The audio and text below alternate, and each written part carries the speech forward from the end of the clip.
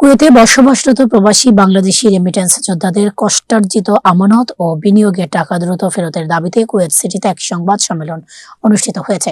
প্রবাসী ভুক্তভোগী ব্যাংক আমানতকারী অ্যাসোসিয়েশন কুয়েত এই সংবাদ সম্মেলনের আয়োজন করে। বিস্তারিত কুয়েত থেকে ইদ্রিস আলী সোহাগের পাঠানো তথ্য ও ভিডিও চিত্রে। গভর্নর সাহেব, বাংলাদেশ ব্যাংক, আমরা প্রবাসীরা, কুয়েত প্রবাসী স্পেশালি, আমরা আপনাদের সার্কুলার হিসেবে আমরা হুন্ডিতে কোনো টাকা পাঠাইনি। একীভূত হওয়া 5টি ব্যাংকে আটকে থাকা আমানত ও মূলধন বিনিয়োগের টাকা দ্রুত ফেরত পাওয়ার দাবিতে কুয়েতে সংবাদ সম্মেলন করেছেন ভুক্তভোগী প্রবাসী গ্রাহকরা। আমরা হুন্ডিতে কোনো টাকা পাঠাইনি, আমরা টাকা পাঠাইছি ব্যাংকিং চ্যানেলে। সেই ব্যাংকিং চ্যানেলে বাংলাদেশ ব্যাংক অনুমোদিত ব্যাংকিং চ্যানেল, সেটা আমাদের পায়ের গাম মাথার গাম ফেলে আমরা টাকা ইনকাম করি। আমরা হুন্ডিতে টাকা না পাঠাই, প্রপার চ্যানেলে টাকা পাঠাইছি। সেটার মুনাফা আপনি কিভাবে হেয়ার কাট দেন? 2024 সাল 2025 সাল আপনারই অনুমোদিত ব্যাংকে আমরা টাকা পাঠাইছি। কারণ যখন ব্যাংকে যখন লোন দেওয়া হয় তখন সেটা বাংলাদেশ ব্যাংক রিভিউ করে, অডিট ব্যুরো রিভিউ করে, সিকিউরিটি এক্সচেঞ্জ রিভিউ করে। প্রবাসী ভুক্তভোগী ব্যাংক আমানতকারী অ্যাসোসিয়েশন কুয়েতের ব্যানারে কুয়েত সিটির রাজবাড়ী হোটেলে এই সংবাদ সম্মেলন অনুষ্ঠিত হয়। গ্রাহকগণের সঞ্চিত আমানত ও শতভাগ মুনাফা ফেরত পাওয়ার দাবিতে সংবাদ সম্মেলন আমরা করতেছি মাননীয় প্রধান উপদেষ্টা বরাবর। মাননীয় প্রধান উপদেষ্টা, আজ আমরা একজন সাধারণ নাগরিক ও ভুক্তভোগী ব্যাংক আমানতকারী এবং প্রবাসী হিসাবে গভীর দায়বদ্ধতা ও প্রত্যাশার সঙ্গে আপনার কাছে আমাদের আর্জি।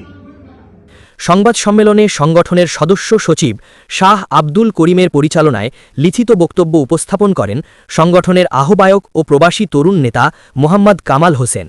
লিখিত বক্তব্যে জানানো হয়, গ্লোবাল ইসলামী bank, Exim bank, union bank, first security ইসলামী ব্যাংক এবং সোশ্যাল ইসলামী ব্যাংক, এই 5টি ব্যাংকে কয়েক লক্ষ প্রবাসী গ্রাহকের কষ্টার্জিত আমানত ও বিনিয়োগ জমা রয়েছে।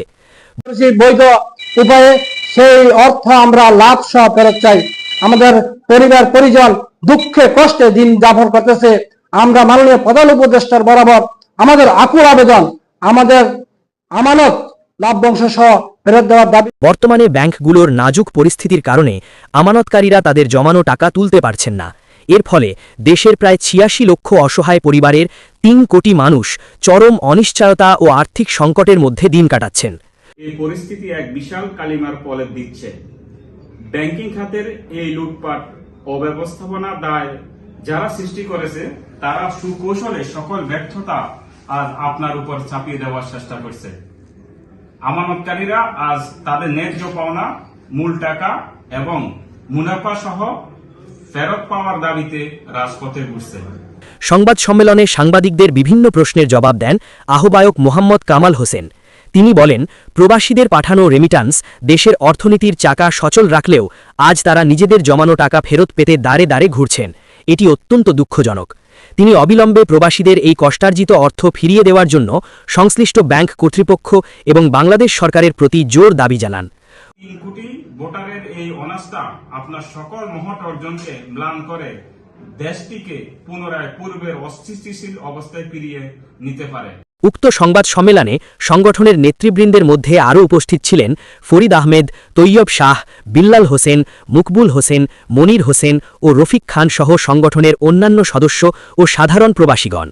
সংবাদ সম্মেলন থেকে ঘোষণা করা হয়, দ্রুততম সময়ের মধ্যে আমানতকারীদের টাকা ফেরত দেওয়ার কার্যকর ব্যবস্থা গ্রহণ করা না হলে প্রবাসীরা পরবর্তীতে আরও কঠোর কর্মসূচি পালন করতে বাধ্য হবেন।